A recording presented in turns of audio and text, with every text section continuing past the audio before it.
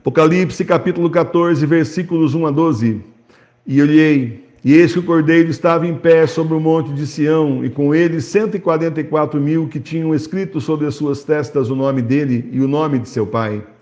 E ouvi vozes no céu, como um estrondo de muitas águas, e como o estrondo de um grande trovão. E as vozes que eu vi eram também de tocadores de cítara, que tocavam as suas cítaras. E cantavam como um cântico novo diante do trono e diante dos 4 animais e dos anciãos. E ninguém podia cantar este cântico, senão aqueles 144.000 que foram comprados da terra. Esses são aqueles que não se contaminaram com mulheres, porque são virgens. Estes seguem o Cordeiro para onde quer que ele vá. Estes foram comprados dentre os homens para serem as primícias para Deus e para o Cordeiro. E na sua boca não se achou mentira, porque estão sem mácula diante do trono de Deus. E vi outro anjo voando pelo meio do céu, que tinha o evangelho eterno, para pregar aos que fazem assento sobre a terra, e a toda nação e tribo, língua e povo, dizendo em alta voz: Temei ao Senhor e dai-lhe glória, porque é chegada a hora do seu juízo, e adorai aquele que fez o céu, a terra, o mar e as fontes das águas. E outro anjo seguiu dizendo: Caiu aquela grande Babilônia que se deu de beber a todas as gentes do vinho da ira da sua fornicação. E seguiu-se a esse o terceiro anjo, dizendo em alta voz: Se algum adorar a besta e a sua imagem, e trouxer sua marca na testa ou na sua mão, este beberá também do vinho da ira de Deus, que está misturado no puro cálice da sua ira, e será atormentado em fogo e enxofre diante dos santos anjos e na presença do Cordeiro. E a fumaça dos seus tormentos se levantará por séculos de séculos, sem que tenham descanso algum, nem de dia nem de noite, tantos que tiverem adorado a besta e a sua imagem, quantos que tiverem trazido a marca do seu nome. Aqui está a paciência dos santos que guardam os mandamentos de Deus e a fé de Jesus. Palavra do Senhor, graças a Deus. O Cordeiro de Deus. E olhei, e eis que o Cordeiro estava em pé sobre o monte de Sião, e com ele 144.000 que tinham escrito sobre as suas testas o nome dele e o nome de seu pai. O Cordeiro é nosso Senhor Jesus Cristo. Os 144.000 já foram mencionados no início do livro do Apocalipse. Note que Jesus aparece depois do Anticristo, de onde temos a seguinte ordem: primeiro o Anticristo enganando a maioria como se fosse Cristo, e depois o verdadeiro Jesus. E eu vi vozes no céu, como estrondo de muitas águas e como estrondo de um grande trovão. E as vozes que eu vi eram também como de tocadores de cítara, que tocavam as suas cítaras, e cantavam como um cântico novo diante do trono e diante dos 4 animais e dos anciãos. E ninguém podia cantar este cântico, senão aqueles 144.000 que foram comprados da terra. Foram comprados pelo sangue de Cristo, por sua fidelidade ao Senhor, e cantavam um cântico novo, porque o Senhor faz novas todas as coisas. E ninguém podia cantar este cântico, porque é um cântico do céu. Esses são aqueles que não se contaminaram com mulheres, porque são virgens. Estes seguem o Cordeiro para onde quer que ele vá. Estes foram comprados dentre os homens para serem as primícias para Deus e para o Cordeiro. A virgindade é símbolo de pureza, oposta ao sexo desregrado e às paixões do mundo. Por isso, não necessariamente são virgens, mas são puros de coração.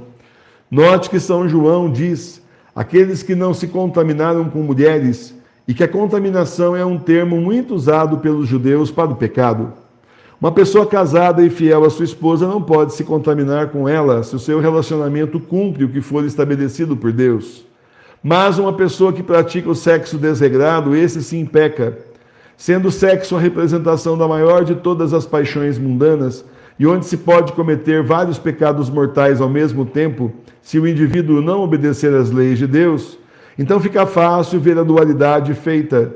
A virgindade aqui representando a pureza da alma, versus a vida devassa representando a perdição.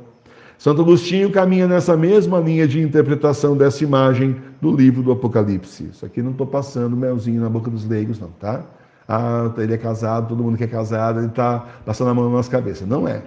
Isso aqui é dito pelo próprio Santo Agostinho. Lembra que eu fiz uma baita de uma pesquisa para escrever esse livro aqui, os comentários do Apocalipse, o Espírito Santo ali, o anjo da guarda inspirando, né? E mais uma baita pesquisa por vários santos, né, do que eles interpretaram no livro do Apocalipse. Então, isso daqui não é para passar a mão na cabeça de ninguém, é a interpretação de Santo Agostinho. E na sua boca não se achou mentira, porque estão sem mácula diante do trono de Deus. Note que ele diz que não se achou, não que nunca houve. Presta atenção nisso. A Santo Agostinho falando também. Porque quando o fiel comete um pecado, se arrepende, busca a confissão espiritual e as indulgências, então seus pecados são perdoados e apagados. E assim ele fica sem mácula diante de Deus. Então, quando você comete um pecado, se arrepende, busca a confissão espiritual e busca as indulgências, então seus pecados são perdoados e apagados. As culpas, as penas, tudo apagado. Você vai atrás de indulgência, inclusive de penitência, para pagar pelas culpas, apagar as culpas dos seus pecados. Certo? Lembrando sempre, então, e assim ele fica sem mácula diante de Deus. Lembrando sempre que o caminho da confissão é um caminho de se consertar o que se estragou. E melhor seria vigiarmos para não pecar e assim não ofendermos ao Senhor. E claro, nós estamos falando sim da confissão espiritual, que é o que nós temos, o sacramento que nós temos agora dado pelo próprio nosso Senhor Jesus Cristo, reconhecido pela Santa Igreja, inclusive pelo Concílio de Trento do século XVI. Portanto, estamos dentro da sã doutrina da Santa Igreja, certo? Pode fazer a confissão espiritual aí, tem no manual da Igreja Doméstica, pode fazer a sua confissão espiritual tranquilo. Se você seguir os passos que estão lá, você termina no final perdoado dos seus pecados. Aí tem que ir atrás de indulgência e fazer jejuns, penitências, para você apagar boas obras também, obras de caridade, para você apagar aí as culpas que vão ficar esperando você, para você pagar depois no purgatório. E vi outro anjo voando pelo meio do céu, que tinha o evangelho eterno para pregar aos que fazem assento sobre a terra, e a toda nação e tribo, língua e povo, dizendo em alta voz: temei ao Senhor e dai-lhe glória, porque é chegada a hora do seu juízo, e adorai aquele que fez o céu, a terra, o mar e as fontes das águas. No evangelho, Jesus prega o fim dos tempos e a hora do juízo. Ele nos fala do anticristo, dos falsos profetas, anuncia que as portas do inferno não poderão contra a igreja, mas pergunta se quando ele voltar ainda encontrará fé sobre a terra.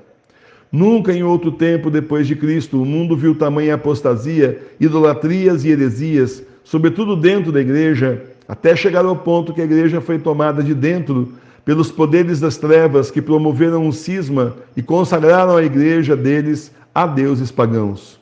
Porém, o Senhor veio para as casas, para as igrejas domésticas, e passou a chamar os leigos para segui-lo e continuar fiéis a ele até a sua volta.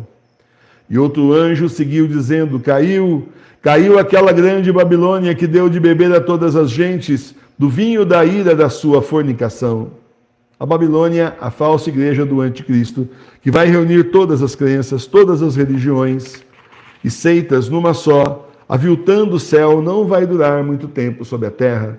Ela cairá mais rápido do que se ergueu, com todos os seus pecados e homens maus e mentirosos, que usam o santo nome do Senhor, mas levam o mundo para o inferno.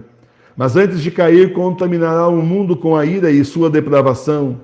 E basta olhar para os escândalos sexuais da igreja para entender o que o anjo quer dizer com fornicação.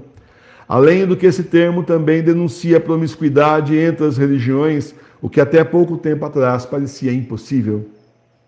E seguiu-se a esses três o terceiro anjo, dizendo em alta voz: se algum pecador adorar a besta e a sua imagem, e trouxer a sua marca na sua testa ou na sua mão, este beberá também do vinho da ira de Deus, que está misturado no puro cálice da sua ira, e será atormentado em fogo e enxofre diante dos santos anjos e na presença do Cordeiro. E a fumaça dos seus tormentos se levantará por séculos de séculos, sem que tenham descanso algum, nem de dia nem de noite, tantos que tiverem adorado a besta e a sua imagem, quantos que tiverem trazido a marca do seu nome. A ira de Deus virá sobre os ímpios, sobre os infiéis, sobre aqueles que se amaziaram com o demônio e fizeram dele o seu Deus. O Senhor os punirá, e eles serão levados ao inferno para sempre por todo o mal que causaram, por todos os pecados que fizeram, por recusar a salvação e a misericórdia de Deus, e por escarnecer do verdadeiro Cristo, seguindo o anticristo. Aqui está a paciência dos santos, que guardam os mandamentos de Deus e a fé de Jesus.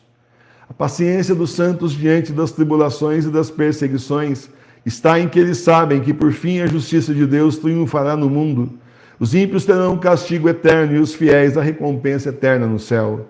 Por isso, os santos da igreja são um exemplo a serem seguidos por todos, para que também nós alcancemos a salvação e a vida eterna. Louvado seja nosso Senhor Jesus Cristo.